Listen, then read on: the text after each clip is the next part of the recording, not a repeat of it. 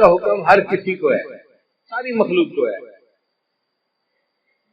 اللہ کی شان دیکھیے، درخت جو ہیں وہ قیام کی حالت میں ہیں، جو چوپائے ہیں وہ رکوع کی حالت میں ہیں، جو کیڑے مکوڑے ہیں وہ سجدے کی حالت میں ہیں، اور جو پہاڑ ہیں وہ قعدے کی حالت میں، تحیات کی حالت میں ہیں۔ کل قد علم الصلاۃ وتسبیحہ، اللہ فرماتے ہیں ہر کسی کو اپنی نماز کا پتہ ہے کہ کیسے ادا کرنی ہے، مگر ساری مخلوق ایک ایک رکن ادا کر رہی ہے۔ انسان کو اللہ نے یہ شان عطا فرمائی، وہ تمام ارکان کا مجموعہ پوری نماز ادا کرتا ہے۔ حدیث پاک میں آتا ہے عرش کے فرشتے ہیں وہ بھی نماز ادا کرتے ہیں، جو قیام میں ہے وہ ساری زندگی قیام میں رہے گا، رکوع نہیں کر سکے گا، جو رکوع میں ہے ساری زندگی رکوع میں رہے گا، سجدے میں نہیں جائے گا، جو سجدے میں ہے ساری زندگی سجدے میں رہے گا، اتحیات میں نہیں جائے گا، جو اتحیات میں ہے ساری زندگی اتحیات میں۔ تو فرشتے ایک ایک رکن پر عمل کرتے ہیں، اور اللہ نے انسان کو یہ شان عطا فرمائی، ان تمام ارکان کا مجموعہ پوری نماز تکبیر اولیٰ سے لے کے سلام پھیرنے تک انسان کو عطا فرمائی۔ اور اس نماز کا حکم بچے کو بچپن سے دے دیا جاتا ہے۔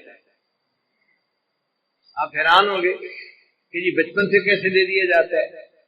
بھئی دیکھیں، جب بچہ پیدا ہوتا ہے تو ایک کان میں اذان اور دوسرے میں اقامت۔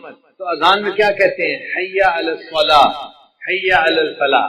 تو نماز کے لیے بلایا نا بچے کو، تو اذان دینے کے کئی فوائد ہیں۔ ایک تو اللہ کا نام اس کے دماغ میں پہنچایا، بچے کے دماغ میں، دوسرا اس کو نماز کا حکم بھی فرمایا، اور تیسرا اس کو یہ بھی بتا دیا کہ اے بچے تیری زندگی کی اذان بھی ہو چکی، اقامت بھی ہو چکی، اب جب نماز پڑھنے میں تھوڑا سا وقت باقی ہوتا ہے، اتنا تیری زندگی ہے، اس زندگی کو تو گزارے گا تو تیری نماز جنازہ کھڑی ہو جائے گی۔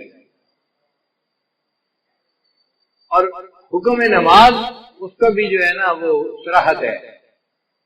دیکھیے اللہ تعالیٰ نے حضرت عیسیٰ علیہ السلام کو فرمایا تھا کہ آپ اپنی والدہ کی گواہی دیں، تو عیسیٰ علیہ السلام نے کہا تھا انی عبد اللہ آتانی الکتاب وجعلنی نبیا وجعلنی مبارکا اینما کنت واوصانی بالصلاۃ والزکاۃ۔ تو دیکھو بچہ ہے، کہہ رہا ہے کہ اللہ نے مجھے حکم دیا نماز کا، تو بچپن میں ہی گویا نماز کا حکم مل جاتا ہے بچے کو۔ پڑھنی تو ہوتی ہے جب وہ بالغ ہوگا، فرض اس وقت ہوگی، حکم پہلے سے دے دیا جاتا ہے اس کی اہمیت کی وجہ سے۔ یہ نماز اتنی اہم ہے۔ یہ ایسے ہی ہے، بچہ چھوٹا ہوتا ہے، ماں باپ بچپن میں کہہ دیتے ہیں بیٹا ہم نے تجھے حافظ بنانا ہے، ہم نے تجھے عالم بنانا ہے، تجھے انجینئر بنانا ہے، ڈاکٹر بنانا ہے، ہم نے تجھے پائلٹ بنانا ہے۔ اب وہ چھوٹا سا بچہ ہے، لیکن پائلٹ بننے کے لیے اس کو اسی وقت سے کہنا شروع کر دیتے ہیں، اہمیت کی وجہ سے۔ اسی طرح نماز کے لیے بچپن میں کہہ دیا گیا، اگرچہ نماز فرض تو ہونی تھی جب اس نے جوان ہونا تھا۔ صلاۃ عربی کا لفظ ہے، اور اس کے جو حروف اصلی ہیں وہ 3 ہیں، صاد، لام اور الف، صلاۃ۔ اور جس لفظ کے یہ حروف ہوں اس کے 3 معنی ہوتے ہیں، ایک ہوتا ہے دعا کرنا، دوسرا ہوتا ہے تعظیم کرنا، اور تیسرا ہوتا ہے ٹیڑھے پن کو ٹھیک کرنا۔ تو نماز میں یہ تینوں صفات پائی جاتی ہیں۔ نماز میں تعظیم الہی بھی ہے۔ آپ دیکھیں تعظیم کے 4 طریقے ہوتے ہیں، کسی کو دیکھ کے ادب سے کھڑا ہو جائے، کسی کو دیکھ کے اس کے سامنے جھک جائے، کسی کو دیکھ کے اس کے پاؤں کے اوپر جو ہے وہ جا پڑے، یا کسی کو دیکھے تو اٹھ کے بیٹھ جائے۔ تو 4 طریقے تھے، اللہ نے نماز میں 4 طریقے مکمل کر دیے۔ تو نماز میں تعظیم بدرجہ اتم موجود ہے۔ دوسرا ہوتا ہے کہ دعا کرنا، نماز میں دعا موجود ہے، ہم پڑھتے ہیں رب اجعلنی مقیم الصلاۃ ومن ذریتی، یہ دعا ہے جو ہم نماز میں مانگ رہے ہوتے ہیں۔ اور تیسرا معنی ہے ٹیڑھے پن کو ٹھیک کرنا، تو جیسے آگ کے ذریعے سے بانس اگر ٹیڑھا ہو تو اس کو سیدھا کر لیا جاتا ہے، اسی طرح نماز بھی اپنے نور کی گرمی سے انسان کے ٹیڑھے اخلاق کو ٹھیک کر دیتی ہے، انسان کو نیک بنا دیتی ہے۔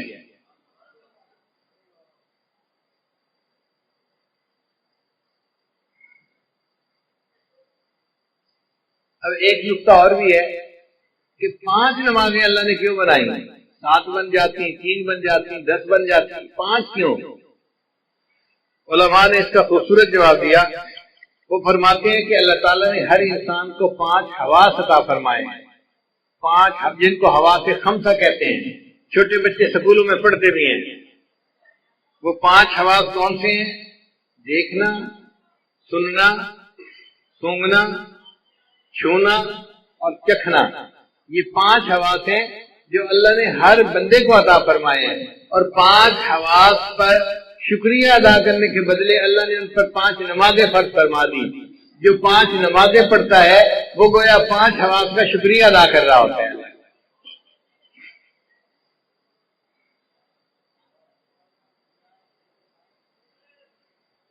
بعض علماء نے کہا کہ 5 نعمتیں بنیادی ہیں: کھانا، پینا، کپڑا، مکان، بیوی. اب یہ ہر بندے کو ان کی ضرورت ہوتی ہے.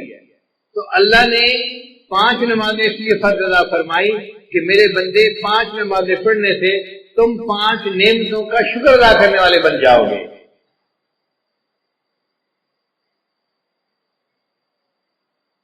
بعض علماء نے لکھا کہ 5 مصیبتیں ہیں جن میں سے ہر بندے نے گزرنا ہے. ایک ہے موت، دوسری ہے قبر، تیسرا ہے حشر، چوتھا ہے پل صراط اور 5واں ہے میزان. یہ 5 ایسی مصیبتیں ہیں کہ جن میں سے ہر بندے کو گزرنا ہی ہے، چاہے نیک ہو یا بد ہو. اللہ نے 5 نمازیں فرض فرمائی. جو میرا بندہ 5 نمازیں پڑھے گا میں ان کو ان 5 مصیبتوں میں سے آسانی کے ساتھ گزار دوں گا.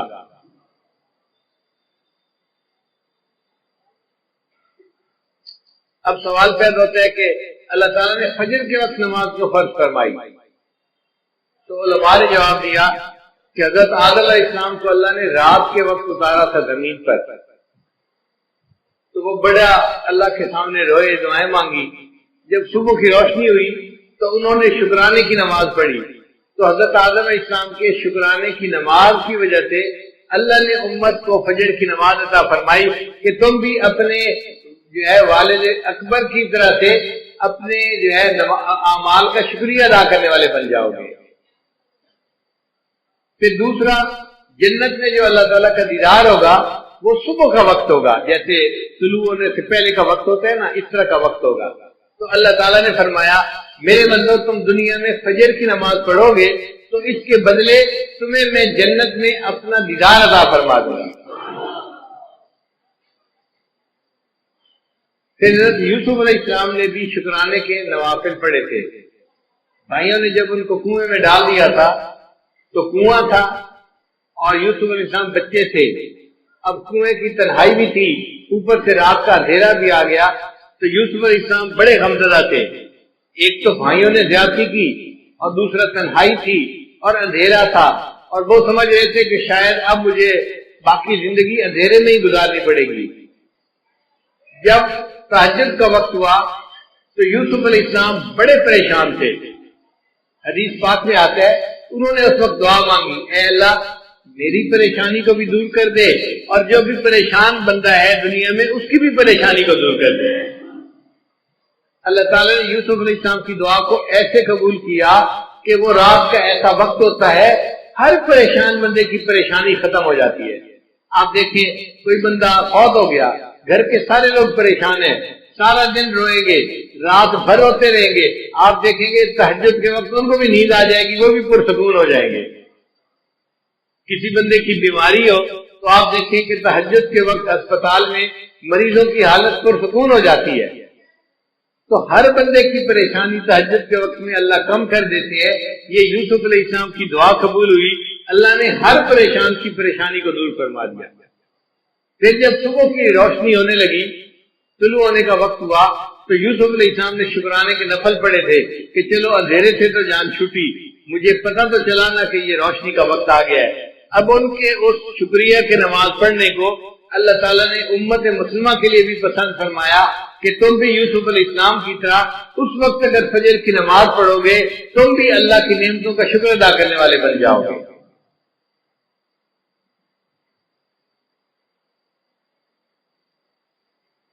پھر ظہر کی نماز اللہ نے کیوں فرض فرمائی؟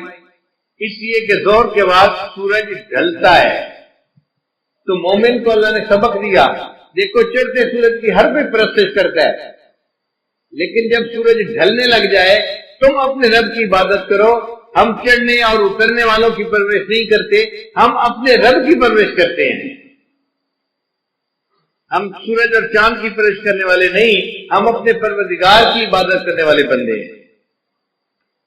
پھر یہ کہ وہ گرمی کا وقت ہوتا ہے تو اللہ تعالیٰ نے فرمایا میرے بندو تم میں سے جو کوئی ظہر کی نماز پڑھے گا گرمی کے وقت میں اس کے بدلے اس کے لیے قیامت کے دن کی گرمی کا جو ہے نا برداشت کرنا آسان کر دوں گا، اس کو میں اجر کا سایہ عطا فرما دوں گا۔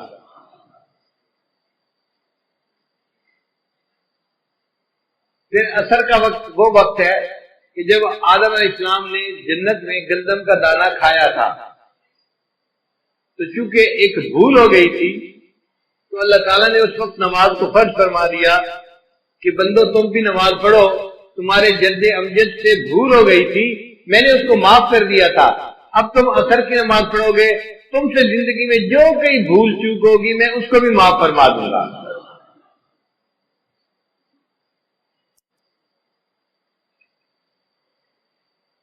پھر عصر کے وقت حضرت یونس علیہ السلام کو مچھلی نے اپنے پیٹ سے باہر نکالا تھا تو اللہ تعالیٰ نے فرمایا کہ میرے بندو تم بھی حالات کی مچھلی کے پیٹ میں پھنس سکتے ہو۔ مثال کے طور پہ کوئی قرضے کے اندر پھنسا ہوا ہے، ادا نہیں ہو رہا، کسی کا کاروبار بند ہے، چلتا نہیں، کوئی بیماری کی مصیبت میں پھنسا ہوا ہے، بیماری دور نہیں ہوتی، کوئی بچی گھر بیٹھی ہے، رشتہ نہیں آتا، وہ حالات کی مچھلی کے پیٹ میں پھنسی ہوئی ہے، اب اس مچھلی کے پیٹ سے کیسے نکلے؟ عصر کی نماز پڑھو گے اللہ تعالیٰ تمہیں ان مصیبتوں کی مچھلی کے پیٹ سے نکال دیں گے، مسئلوں کو حل کر دیں گے۔ پھر قبر میں جو میت سے سوال جواب ہوتا ہے تو اس وقت عصر کا وقت ہوتا ہے، تو عصر کی نماز اس لیے قائم فرمائی کہ جو بندہ عصر کی نماز دنیا میں پڑھے گا اس کے لیے قبر میں سوال و جواب کا دینا اللہ آسان فرما دیں گے۔ مغرب کی نماز اللہ نے کیوں فرض فرمائی؟ اس لیے کہ سارے دن میں جو غلطیاں ہوئی، کوتاہیاں ہوئیں، اب یہ مغرب کی نماز پڑھے گا اللہ پورے دن کے گناہوں کو اس کے بدلے معاف فرما دیں گے۔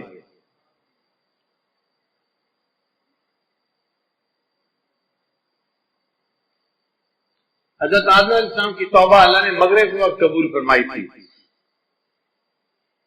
تو امت محمدیہ کو مغرب کی نماز دی گئی کہ تم اگر مغرب کی نماز پڑھو گے اس کے بدلے ہم تمہاری زندگی کے سب گناہوں کو معاف کر دیں گے، تمہاری توبہ کو بھی قبول فرما لیں گے۔ اب عشاء کی نماز یہ اس امت کی خصوصیت ہے، پہلے کسی امت کو عشاء کی نماز نہیں ملی، عشاء کی نماز امت محمدیہ ہی کو ملی ہے۔ کیوں کہ نبی علیہ السلام کو جو معراج ملا تھا وہ عشاء کی نماز کے وقت ملا تھا۔ اللہ نے فرمایا میرے محبوب آپ کی امت عشاء کی نماز پڑھے گی، آپ کو تو میں نے جسمانی معراج عطا فرمایا، آپ کی امت کو عشاء کی نماز کے بدلے روحانی معراج عطا فرما دیا۔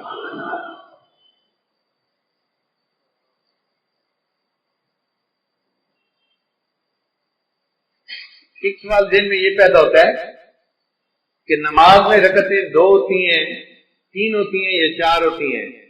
فجر کی 2 رکعت فرض ہے، ظہر کی 4 رکعت فرض ہے، مغرب کی 3 رکعت فرض ہے، تو 2، 3 اور 4 رکعتیں، یہ رکعتوں کا سلسلہ اتنا ایسے کیوں ہے؟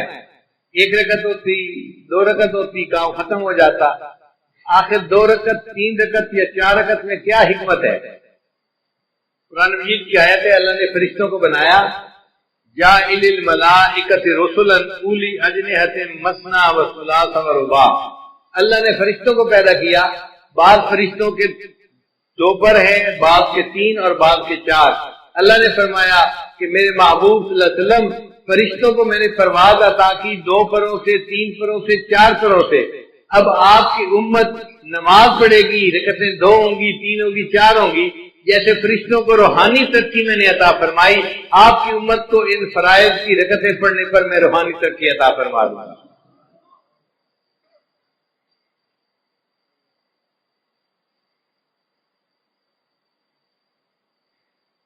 پھر کل رکعتیں جو انسان کے اوپر لازم ہے وہ 17 ہیں، 2 فجر کی، 4 ظہر کی، 4 عصر کی، 3 مغرب کی اور عشاء کی 4 رکعت فرض اور 3 رکعت وتر، یہ 17 رکعتیں بنتی ہیں۔ تو 17 رکعتیں کیوں دی گئی؟ علماء نے جواب دیا کہ نبی علیہ السلام نے معراج میں 17 چیزوں کی سیر کی تھی، 8 جنتوں کی، 7 آسمانوں کی، تو 7 اور 8 15 بن گئے، اور ایک عرش اور ایک کرسی، 17 ہو گئے۔ اللہ نے اپنے حبیب صلی اللہ علیہ وسلم کو 17 چیزوں کی سیر عطا فرمائی تھی، اس کے بدلے ہمارے اوپر 17 رکعتیں فرض فرما دی۔ امت ان 17 رکعتوں کو ادا کرے گی، میں ان کو بھی روحانی طور پہ سیر عطا فرما دوں گا۔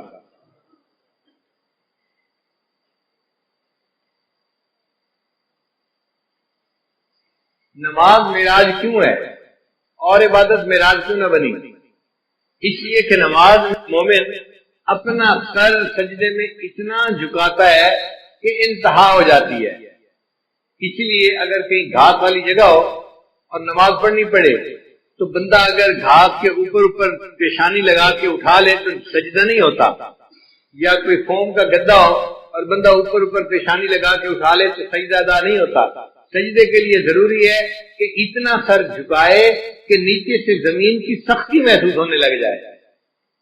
جب سختی نیچے سے محسوس ہوگی، اب سر نیچے جا ہی نہیں سکتا، تب سجدہ مکمل ہوگا۔ اللہ نے فرمایا میرے بندے تو نے سجدہ کرنے میں اپنے سر کو جھکانے کی انتہا کر دی، اس حالت میں میرے بندے میں نے تجھے اٹھانے کی انتہا کر دی، میں نے تجھے معراج عطا فرما دیا۔ اس لیے سجدے کی حالت میں مومن معراج کی حالت میں ہوتا ہے۔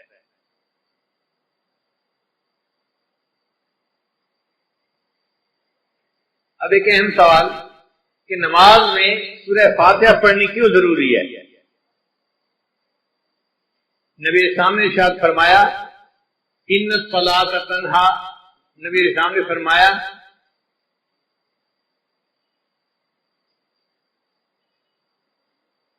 لا صلاۃ الا بفاتحۃ الکتاب، کہ سورہ فاتحہ پڑھے بغیر نماز نہیں ہوتی۔ علماء نے لکھا ہے کہ فاتحہ پڑھنی ضروری ہے۔ اگر کسی بندے نے نماز میں فاتحہ پڑھ لی تو باقی کچھ بھی نہیں پڑھا، اس کی نماز ہو جائے گی۔ فاتحہ نہیں پڑھی تو نماز نہیں ہوتی، نماز فاتحہ پڑھنی ضروری۔ اتنی اہمیت کیوں ہے؟ اس کی وجہ ہے، وہ ذرا سمجھ لیجئے کہ اللہ تعالیٰ نے جتنی آسمانی کتابوں میں اپنے معارف کو اتارا، اس سب معارف کو اللہ نے قرآن مجید میں اتار دیا۔ پھر قرآن مجید میں اللہ نے جو کچھ نازل فرمایا اس کو اللہ نے سورہ بقرہ میں نازل کر دیا۔ پھر اللہ نے سورہ بقرہ میں جو کچھ نازل فرمایا اس کو سورہ فاتحہ میں نازل فرما دیا۔ اس لیے سورہ فاتحہ کو فاتحہ کہتے ہیں۔ یہ اوپننگ چیپٹر ہے قرآن مجید کا، اس کو باب القرآن کہتے ہیں۔ یہ قرآن پاک کا دروازہ ہے، یعنی پورے قرآن میں جو مضامین تھے وہ سارے کے سارے سورہ بقرہ میں آ گئے، سورہ فاتحہ میں آ گئے۔ ذرا اس پر غور کر لیجئے کہ سورہ فاتحہ میں کیسے آ گئے۔ سورہ فاتحہ میں الحمدللہ یہ 2 الفاظ ہیں جو اللہ کی تعریف کرتے ہیں۔ اب پورے قرآن مجید میں اللہ کی جتنی تعریفیں ہیں، جتنی اللہ کی عظمت بیان ہوئی، اللہ کی کبریائی بیان ہوئی، وہ الحمدللہ کے لفظ میں سمٹ کے آ گئی کہ تعریفیں سب کس کے لیے ہیں؟ اللہ کے لیے۔ اور سچی بات یہ ہے کہ تعریفیں سجتی اللہ ہی کو ہیں۔ حتیٰ کہ اگر کوئی بندہ دوسرے بندے کی تعریف کرے تو وہ بھی اللہ کی تعریف کر رہا ہے۔ خاوند بیوی کی تعریف کرے تو وہ بھی اللہ کی تعریف کرے۔ کیوں؟ بیوی کو کس نے بنایا؟ اللہ نے بنایا۔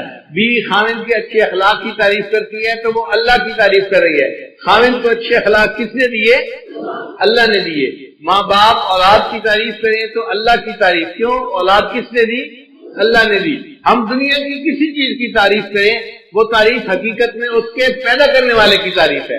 تو تعریف کا مالک حقدار حقیقت میں فقط اللہ ہی ہے۔ الحمدللہ ان الفاظ میں بندہ اقرار کرتا ہے اے اللہ، تعریف اگر کسی کی ہو سکتی ہے تو وہ آپ ہی کی ذات ہے، آپ ہی کو تعریف سجتی ہے۔ تعریفوں کی انتہا ساری کی ساری آپ کے لیے ہے۔ اس لیے قیامت کے دن نبی اسلام کے ہاتھوں میں جو جھنڈا ہوگا اس کا نام ہوگا لواء الحمد، حمد کا جھنڈا۔ اور نبی اسلام کا نام اللہ نے رکھا احمد۔ احمد کا معنی وہ بندہ جس نے اللہ کی سب سے زیادہ دنیا میں تعریفیں کی ہوں۔ اور واقعی جتنی نبی اسلام نے اللہ کی تعریفیں کی ہیں، دنیا میں کسی اور نے اللہ کی اتنی تعریفیں نہیں کی۔ اور اس امت کا نام قیامت کے دن ہوگا حمادون۔ اللہ کی سب سے زیادہ تعریفیں کرنے والے، اور نبی علیہ السلام کو جنت میں جو گھر ملے گا، محل ملے گا، اس کا نام ہوگا بیت الحمد۔ تو اللہ تعالیٰ کے لیے سب حمد ہے، اس لیے فرشتے بھی کہیں گے وقیل الحمد للہ رب العالمین۔ تو سب تعریفیں کس کے لیے ہیں؟ تو الحمدللہ کے الفاظ نے اللہ تعالیٰ کی تمام تعریفوں کو اپنے اندر سمیٹ لیا۔ پھر آگے فرمایا رب العالمین، جو جہانوں کا رب ہے۔ رب کہتے ہیں آقا کو، مولا کو، پرورش دینے والے کو۔ جیسے ماں باپ بچے کی پرورش کرتے ہیں تو ماں باپ بیٹے کے رب ہوتے ہیں، مربی ہوتے ہیں۔ مالی پودے کی پرورش کرتا ہے، اس کو چھوٹے سے لے کے درخت تک جو ہے وہ لے جاتا ہے تو وہ اس کا مربی ہوتا ہے۔ اسی لیے یہ رب کی صفت پرورش دینے والے کی صفت ہے۔ اللہ تعالیٰ ساری کائنات کا رب ہے، وہ ساری کائنات کو پالتا ہے۔ پالنے کی صفت کس میں ہے؟ اللہ رب العزت کے اندر۔ اس لیے اللہ تعالیٰ نے انسان کو دنیا میں بھیجنے سے پہلے عالم ارواح میں پیدا فرمایا چھوٹے چھوٹے جسموں کے ساتھ، اور ان سے وعدہ لیا تھا الستو بربکم، کیا میں تمہارا رب نہیں ہوں؟ تو اس سوال کے جواب میں نبی علیہ السلام نے سب سے پہلے کہا تھا بلا، اے اللہ آپ ہی ہمارے پروردگار ہیں، رب ہیں۔ اور آپ کے جواب کو سن کر پھر ساری مخلوق نے اس جواب کو ریپیٹ کیا تھا اللہ آپ ہی ہمارے رب ہیں۔ اللہ نے فرمایا اچھا سب نے میرے ساتھ وعدہ تو کر لیا، مجھے رب سمجھتے ہو، میں تمہیں دنیا میں بھیجتا ہوں آزمانے کے لیے کہ دنیا میں جا کے تم کس کو رب مانتے ہو۔ چنانچہ آج لوگ سمجھتے ہیں ہم نوکری سے پل رہے ہیں، ہم فیکٹری سے پل رہے ہیں، ہم زراعت سے پل رہے ہیں، ہم کاروبار سے پل رہے ہیں۔ نہیں، ہم اللہ سے پل رہے ہیں، اللہ ہمیں پال رہا ہے، ہمیں کوئی اور چیز نہیں پال رہی۔ اسی لیے دعوت تبلیغ والے لوگ کہتے ہیں نا کہ بھائی ان اسباب کی نفی کرو۔ سچی بات ہے، جس طرح پہلے زمانے میں لات اور منات کی نفی کی جاتی تھی، اسی شد و مد کے ساتھ ان اسباب کی نفی کرنی چاہیے، اپنے دل کو سمجھانا چاہیے میں زراعت سے نہیں پل رہا، میں اپنی تجارت سے نہیں پل رہا، میں اپنی نوکری سے نہیں پل رہا، میں فیکٹری سے نہیں پل رہا، مجھے کون پال رہا ہے؟ میرا اللہ مجھے پال رہا ہے۔ رب ہمارا کون ہے؟ اللہ ہے، اللہ پالنے والا ہے۔ تو نظر اللہ پہ رکھیں، اسباب پہ نظر نہ رکھیں۔ تو نے پتھر میں کیڑے کو پالا، خشک مٹی سے سبزہ نکالا، یہ تیرا ہے جہاں، یہ زمین آسماں اے خدایا، کس نے تیری حقیقت کو پایا۔ ہمارے ایک دوست تھے ڈاکٹر صاحب، وہ کہتے ہیں کہ میں اپنے بچوں کو لے کے طواف سیر کے لیے گیا، ایک پتھر مجھے نظر آیا، ذرا پنک رنگ کا تھا، تو میری بیوی کہنے لگی ہمارے جو بیٹھک ہے نا اس میں پنک رنگ کی چیزیں ہیں اور یہ پتھر بالکل اسی رنگ کا ہے، اس پتھر کو اٹھا لو گھر میں جا کے رکھ دیں گے تو یہ ان سے میچ کر جائے گا۔ اور تو بیچاروں کو ہر وقت میچنگ کی پڑی ہوتی ہے۔ چنانچہ وہ پتھر انہوں نے اٹھا لیا، وہ گول سا پتھر تھا، وہ کہتے ہیں کہ وہ پتھر 3 سال ہمارے گھر پڑا رہا ڈیکوریشن پیس کے طور پہ۔ جو آتا پتھر کو دیکھتا بڑا خوش ہوتا، کتنا خوبصورت پتھر ہے اور بالکل رنگ میچ کر رہا ہے۔ کہنے لگے کہ 3 سال کے بعد ایک دن میری بیوی گھر کی صفائی کر رہی تھی، صفائی کرتے ہوئے اس نے جو پتھر کو اٹھایا کہ میں اس کو ذرا صاف کر دوں کپڑے سے، ہاتھ سے پتھر گرا اور نیچے گر کر ٹوٹ گیا۔ جب پتھر ٹوٹا تو وہ اندر سے خالی تھا، ہالو تھا۔ کہنے لگی کہ اس نے دیکھا اندر ایک کیڑا تھا، اس نے چلنا شروع کر دیا۔ 3 سال وہ پتھر ہمارے گھر میں رہا اور اللہ نے اس بند پتھر کے اندر اس کیڑے کو پال کے دکھا دیا۔ تو جو پروردگار مخلوق کو رزق دیتا ہے، پالتا ہے، اس پروردگار ہی کے لیے تعریفیں ہیں۔ تو رب العالمین کے لیے لفظ سے گویا ہم نے اتنی بڑی بات کو تسلیم کر لیا کہ ہمارا رب کون ہے، اور وہ ایک بندے کا رب نہیں ہے یا انسانوں کا رب نہیں ہے، وہ جہانوں کا رب ہے۔ جو مخلوق ہے جہاں بھی ہے سب کا رب وہی ہے۔ اسی لیے قرآن مجید کو الحمدللہ رب العالمین سے شروع کیا اور آخر پہ جا کے ختم کہاں کیا؟ قل اعوذ برب الناس ملک الناس۔ تو رب کے لفظ پہ جا کے قرآن مجید کو ختم بھی کیا۔ اور انسان جب دنیا سے جائے گا قبر میں تو فرشتے آ کے جو پہلا سوال پوچھیں گے وہ سوال ہوگا من ربک، تیرا رب کون ہے؟ تو دنیا میں کیا ایمان بنا کے آیا، کیا سیکھ کے آیا؟ بتا تیرا رب کون ہے؟ جو اللہ پہ توکل کرتا ہوگا وہ کہے گا ربی اللہ، میرا رب اللہ ہے۔ اور جس نے دنیا میں محنت کی ہوگی وہ کہے گا ہے ہاتھ لا ادری، مجھے نہیں پتا میرا رب کون ہے، پھر اس کی پٹائی ہوگی۔ اس لیے یہ رب کے سبق کو ہم نے اچھی طرح یاد کرنا ہے تاکہ قبر میں بھی سوال کا جواب دینا آسان ہو جائے، اور قیامت کے دن بھی انسان اپنے رب کے سامنے کھڑے ہوں گے۔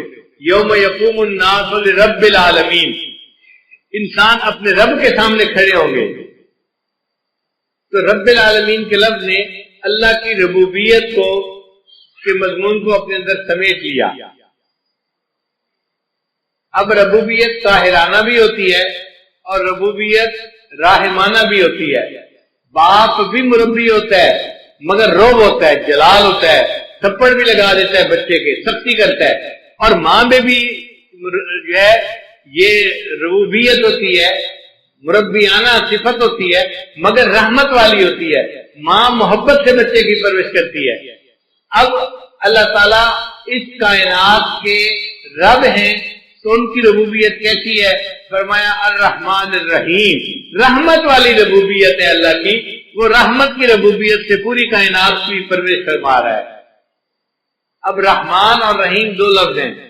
رحمان کہتے ہیں اس ذات کو کہ جس کے پاس بے انتہا خزانے ہوں، اور رحیم کہتے ہیں کہ اس کے خزانے استعمال بھی بے انتہا ہو رہے ہوں۔ دو صفتیں ہوتی ہیں، بندے کے پاس پیسہ بھی بہت زیادہ ہو اور دل بھی بہت بڑا ہو کہ اپنے پیسے کو غریبوں پہ تقسیم بھی کر رہا ہو۔ کئی مرتبہ بندہ سخی تو بڑا ہوتا ہے، پیسے ایک ڈھیلا پیسے کا نہیں ہوتا، اس کی سخاوت کس کام کی؟ یا بندے کے پاس پیسہ تو بہت ہوتا ہے، خرچ کرنے کی صفت نہیں ہوتی تو پیسہ کس کام کا؟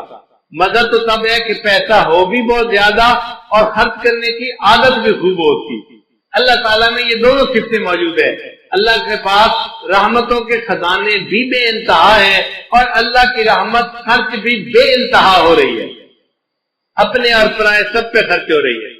رحمان کہتے ہیں اس کو جو دنیا میں اپنے اور پرائے سب پر رحمت فرماتا ہے۔ دیکھیں دنیا میں کافروں کو جو رزق ملتا ہے کون دیتا ہے؟ کافروں کو اولاد کون دیتا ہے؟ صحت کون دیتا ہے؟ رزق کھانے کو کون دیتا ہے؟ اللہ دیتا ہے۔ وہ کتنا رحیم ہے، رحمان ہے کہ جو ایمان والوں کو بھی رحمت نواز رہا ہے اور کافروں کو بھی رحمت سے نواز رہا ہے۔ تو اپنے اور پرائے سب کو وہ ایمان والوں کو بھی دیتا ہے، وہ وفاداروں کو بھی دیتا ہے، وہ دنیا میں غداروں کو بھی دیتا ہے۔ وہ بڑا کریم آقا ہے، اور قیامت کے دن اللہ تعالیٰ ایمان والوں کے ساتھ خاص رحمت فرمائیں گے۔ وَكَانَ بِالْمُؤْمِنِينَ رَحِيمًا۔ پھر رحمان کہتے ہیں کہ جس کی رحمت دنیا میں خاص ہو، اور رحیم کہتے ہیں کہ جس کی رحمت آخرت میں خاص ہو۔ تو رحمان اور رحیم کے دو لفظ لانے سے عجیب مضامین کو سمیٹ لیا گیا۔ اب پورے قرآن مجید میں رحمت کے جتنے مضامین ہیں وہ رحمان اور رحیم کے لفظ کے اندر سمٹ کے آ گئے۔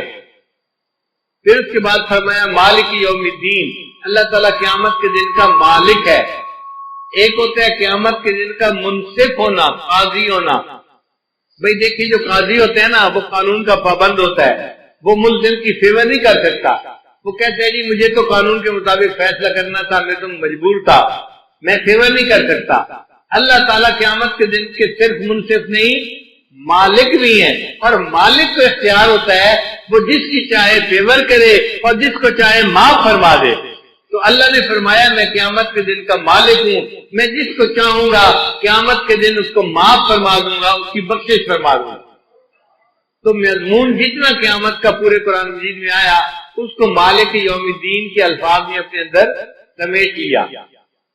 پھر اس کے بعد فرمایا ایاک نعبد، اے اللہ ہم آپ ہی کی عبادت کرتے ہیں۔ عبادت کے لائق فقط اللہ ہی کی ذات ہے۔ عبادت کس کی کرنی چاہیے؟ اب مشرک کیا کرتے ہیں؟ وہ کہتے ہیں ہم اللہ کی بھی عبادت کرتے ہیں۔ بھئی یہ بھی کا نقطہ نہیں چاہیے، ہم اللہ ہی کی عبادت کرتے ہیں۔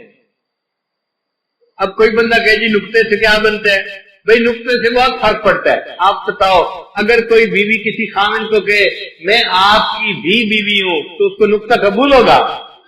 خامن کہے گا نہیں تم کہو میں آپ ہی کی بیوی ہوں. بھئی اگر خامن یہ نقطہ برداشت نہیں کرتا تو رب تو اللہ تعالیٰ تو بڑی عظمت والا ہے، وہ بھی شرک کا نقطہ برداشت نہیں کرتا. وہ بھی کہتے ہیں عبادت کرنی ہے تو کس کی کرنی ہے؟ فقط اللہ ہی کی کرنی ہے. ایاک نعبد، آپ ہی کی اللہ عبادت کرتے ہیں اور آپ ہی سے مدد مانگتے ہیں. ہمارے حاجت روا بھی آپ ہیں، مشکل کشا بھی آپ ہیں. اللہ ہمارے جو ہے وہ کام کو سر انجام دینے والے آپ ہی ہیں. اللہ ہی کی طرف توجہ رکھنی ہے. تو مدد ہم کس سے مانگا کریں؟ اللہ سے مانگا کریں. مخلوق سے مدد مانگنے کی کوئی ضرورت نہیں. مخلوق مدد نہ مانگے، اللہ سے مدد مانگے جو حقیقت میں انسان کی ہر حال میں مدد کر سکتا ہے. مخلوق تو کبھی مدد کے لیے آ جائے گی اور کبھی کہے گی بھائی میں چاہتا ہوں کہ میں آپ کو قرض دے دوں، میرے حالات ساتھ نہیں دے رہے، میرا کاروبار ساتھ نہیں دے رہا، میری مجبوری ہے، میرے گھر والے ساتھ نہیں دے رہے. تو مخلوق تو مجبور ہوتی ہے، دوسرے کی مدد نہیں کر سکتی. ایسے مجبوروں سے مدد کیا مانگنا؟ مدد اس سے مانگو جس کو کوئی مجبوری نہیں، وہ جب چاہے جہاں چاہے جس کی چاہے ہر حال میں مدد کر سکتا ہے. اس کے بعد فرمایا اہدنا الصراط المستقیم، اللہ ہمیں سیدھے راستے کی رہنمائی فرما دیجیے. چنانچہ سب سے اہم چیز جو انسان کو مانگنی چاہیے وہ ہدایت ہے. اللہ سے یہ دعا مانگے اے اللہ مجھے سیدھے راستے کی رہنمائی فرما دیجیے. چنانچہ قرآن مجید میں ہدایت کے جتنے مضامین تھے وہ اہدنا الصراط المستقیم کے اندر سمٹ کے آ گئے. اب اللہ نے آگے بتا دیا کہ سیدھا راستہ کون سا ہے. تو یہ نہیں کہا کہ صراط القرآن والحدیث، قرآن اور حدیث کے راستے پہ چلنا وہ سیدھا راستہ ہے. اللہ نے فرمایا نہیں، صراط الذین انعمت علیہم، ان لوگوں کا راستہ جن پر اللہ تیرا انعام ہوا. وہ بندے جس راستے کے اوپر چلے ہم ان کے پیچھے چلیں گے، ان کی اقتداء کریں گے، ان کی پیروی کریں گے. تو نیک بندوں کی پیروی کرنے کو سیدھا راستہ بتایا گیا. اس لیے ہم جو اپنے بڑوں کی اقتداء کرتے ہیں حقیقت میں ہم اللہ کے نیک بندوں کی پیروی کر رہے ہوتے ہیں. اللہ وہ نیک بندے کون سے ہیں؟ اللہ نے فرمایا 4 ہیں، ان کی عبادت ان کی پیروی کرنا. کون سے؟ من النبیین والصدیقین والشہداء والصالحین. انبیاء، صدیقین، شہداء اور صالحین، ان 4 کی بات ماننا، ان کے راستے کے اوپر چلنا، تم سیدھے راستے پر چلنے والے بن جاؤ گے. تو 4 کی ماننا اور 4 کی مت ماننا. اللہ وہ 4 جن کی نہ مانے وہ کون سے ہیں؟ اللہ فرماتے ہیں غیر المغضوب علیہم ولا الضالین، وہ جن پر غضب ہوا اور جو راستے سے بھٹک گئے وہ 4 لوگ ہیں، ان کی نہ ماننا. اللہ 4 کی تفصیل کر دیجئے. اللہ فرماتے ہیں وہ ہیں یہود اور نصارہ اور مشرکین اور ملحدین. یہ 4 لوگ ہیں، ان کے راستے پہ بالکل نہیں جانا تم نے. تو 4 کی ماننی ہے، 4 کی نہیں ماننی. جن کی ماننی ہے وہ انعام یافتہ لوگ ہیں، انبیاء، صدیقین، شہداء اور صالحین. اور جن کی نہیں ماننی وہ ہیں یہود، نصارہ، مشرکین اور ملحدین. اللہ تعالیٰ ہمیں ان 4 مغضوب علیہم لوگوں کے راستے پر قدم اٹھانے سے محفوظ فرمائے اور ہمیشہ اپنے انعام یافتہ بندوں کے راستے پہ چلنے کی اللہ ہمیں توفیق عطا فرمائے. اس لیے چونکہ پورے قرآن مجید کے مضامین کا خلاصہ سورہ بقرہ میں آ گیا، اللہ تعالیٰ نے سورہ بقرہ کا نماز میں پڑھنا لازم کر دیا. فرمایا لا صلاۃ الا بفاتحۃ الکتاب. اس لیے سورہ فاتحہ کا پڑھنا ضروری ہے. ہم جب نماز پڑھیں تو سورہ فاتحہ کے ایک ایک لفظ کے مضمون پر غور کریں اور سوچیں کہ اللہ نے کیا حکم دیا اور ہمیں اس کے مطابق اپنی زندگی کو بنانے کی ضرورت ہے.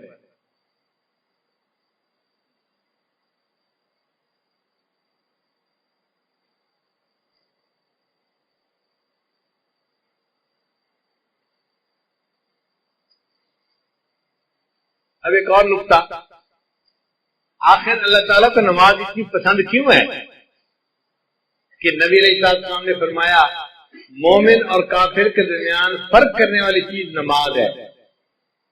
اور جو بندہ نماز پڑھے گا اللہ تعالیٰ اس کے سارے دن کے کاموں کا ذمہ دار بنے گا، اللہ اس کے کاموں میں اس کی مدد کرے گا، اور اس کی اللہ تعالیٰ ہر حال میں جو ہے وہ پشت پناہی فرمائیں گے۔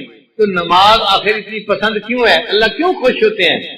علماء نے اس کا جواب دیا کہ جب مومن نماز پڑھتا ہے تو اس سے شکل جو ہوتی ہے نا وہ احمد کے لفظ کی بنتی ہے۔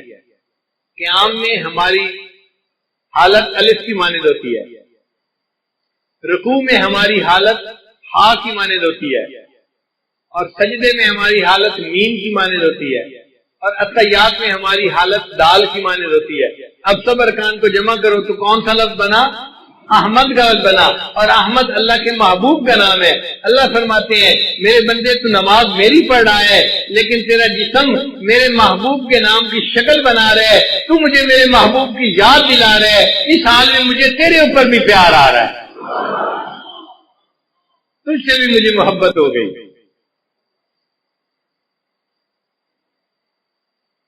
پھر سجدہ جو ہے نا یہ نماز کے اندر سب سے اہم پوزیشن ہے کہ بندہ اپنی پیشانی اللہ کے سجدہ فنا کی مانند ہے اور سجدے سے اٹھنا بقا کی مانند ہے۔ اس لیے سجدے کی بڑی اہمیت ہے۔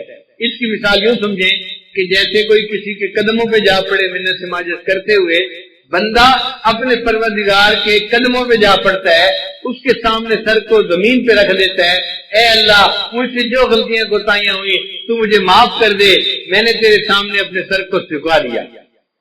اور یہ دنیا میں سجدہ کرنے کی سعادت جس کو نصیب ہوگی آخرت میں بھی وہی سجدہ کر سکے گا۔ قرآن مجید میں ہے اللہ تعالیٰ قیامت کے دن بندے کو کھڑا فرمائیں گے اور پھر ان کے سامنے ساق کی تجلی فرمائیں گے، یوم یکشف عن ساق، اور جب تجلی فرمائیں گے تو جو نمازی ہوں گے وہ سارے سجدے میں جا پڑیں گے، اور جو نماز نہیں پڑھتے ہوں گے ان کی کمر جو ہوگی نا وہ بالکل سیدھی ہو جائے گی، سخت ہو جائے گی، اور وہ سجدہ کر ہی نہیں سکیں گے، وہ سجدے سے محروم ہو جائیں گے۔ ہم دنیا میں غیب کے سجدے کرتے پھر رہے ہیں، دنیا میں غیب کا سجدہ ہے، معبود سامنے تو نہیں ہے، مگر ایک وقت آنے والا ہے کہ ہمیں ایسا بھی سجدہ اللہ عطا فرمائیں گے کہ جب اللہ کا دیدار ہو رہا ہوگا، اس کی ذات کا دیدار ہوگا، اور اس وقت ہم شہود کا سجدہ کریں گے۔ وہ خوش نصیب لوگ ہوں گے جو شہود کا سجدہ کریں گے اور اللہ سے اس کی نعمتوں کو پانے والے بن جائیں گے۔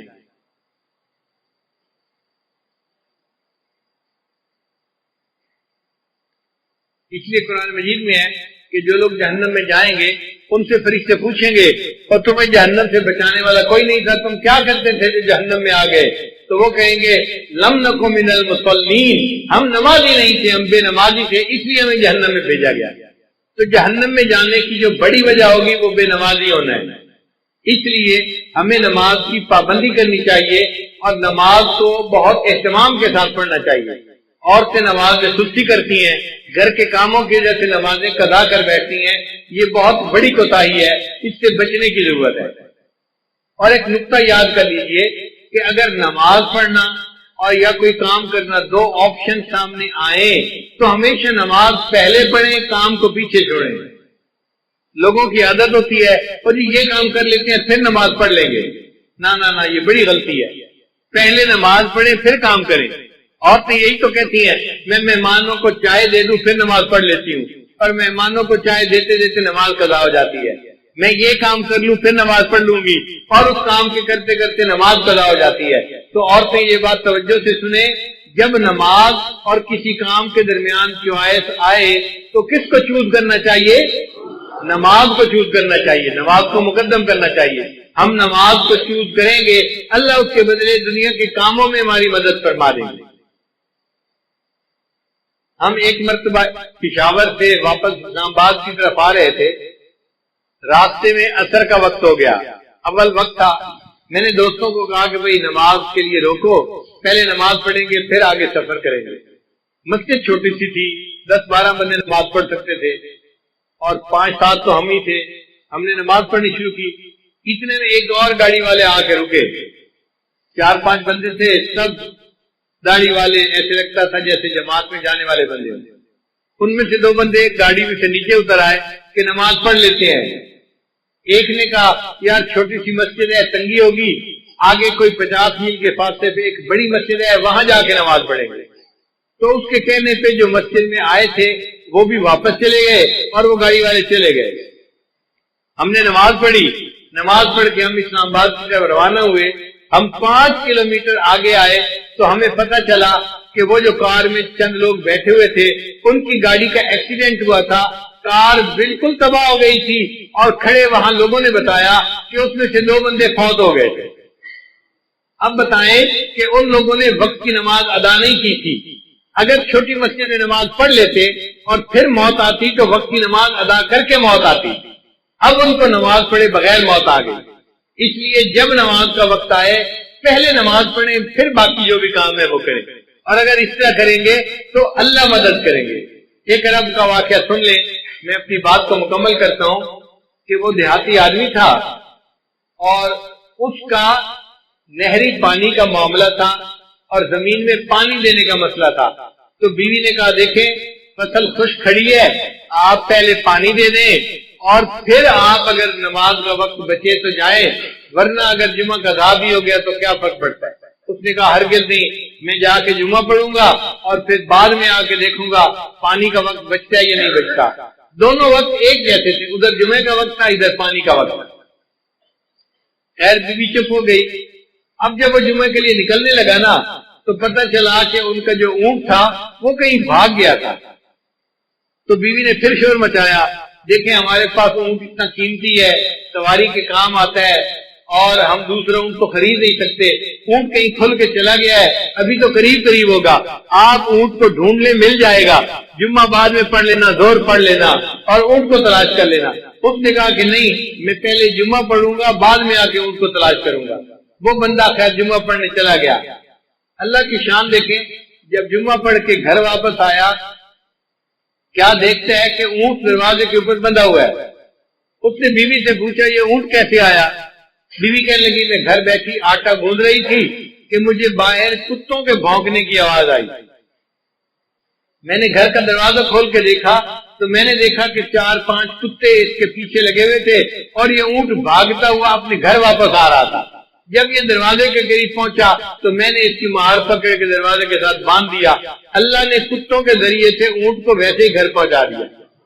اس نے کہا چلو اللہ نے میرا ایک کام تو کر دیا، اب میں جاتا ہوں اور جا کے زمین کو پانی بھی لگاتا ہوں۔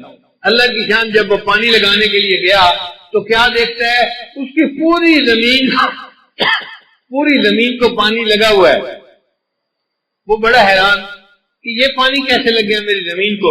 ابھی وہیں کھڑا تھا کہ اس کا جو ہمسایہ تھا نا دیہاتی، وہ آیا زمیندار اور کہنے لگا بھئی مجھے معاف کرنا، میں نے اپنی زمین کو پانی لگانا تھا، میرا نمبر پہلے تھا، آپ کا نمبر بعد میں تھا۔ جب میں نے اپنی زمین کو پانی لگایا تو میرے اور تمہاری زمین کے درمیان جو سوراخ بنا ہوا تھا وہ کھلا ہوا تھا، مجھے اس کا پتہ نہیں تھا، میں اپنی زمین کو پانی لگاتا رہا، جب لگا کے دیکھا تو تمہاری زمین کو پورا پانی لگ چکا تھا۔ اللہ نے جمعہ کی نماز پڑھنے کے بدلے اس کی زمین کو پانی بھی لگوا دیا اور اس کے اونٹ کو بھی واپس گھر پہنچا دیا۔ ہم اگر نماز پڑھیں گے اللہ تعالیٰ ہمارے کاموں کو سنواریں گے اور ہماری سرپرستی فرمائیں گے۔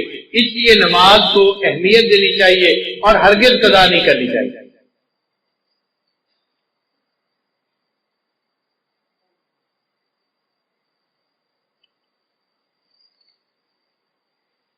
میری زندگی تو فراق ہے، وہ ازل سے دل میں مکی سے ہی۔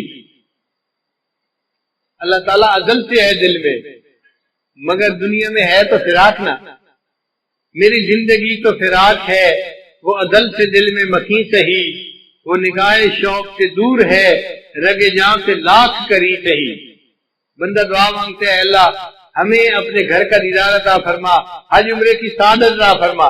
کئی مرتبہ سعادت نہیں ملتی تو شاعر کہتے ہیں